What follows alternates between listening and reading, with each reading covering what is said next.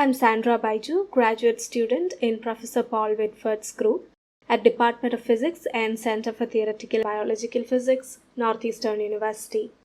In this tutorial, we will look at how to launch the graphical user interface for ribosome angle decomposition tool or RADtool on Visual Molecular Dynamics or VMD. RADtool has been tested to be compatible with VMD on Mac OS, Windows, and Linux machines. After downloading RADtool from our ribosome analysis database webpage, you should have the compressed archive file with the .tar.gz extension.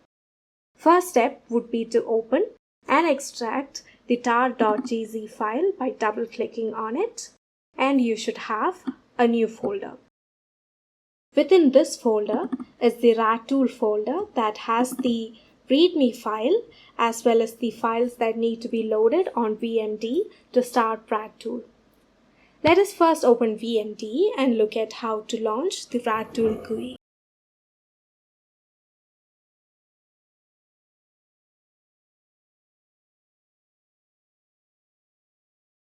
On VMD main window, click on Extensions and select TK Console.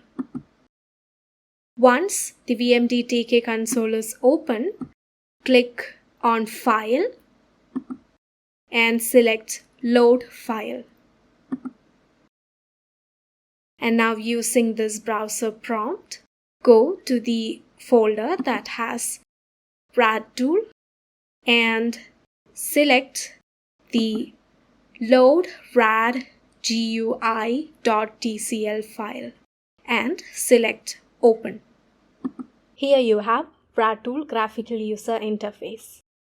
We highly recommend that you run the built-in RADtool tests as described in the README file, especially for first-time users. Thank you.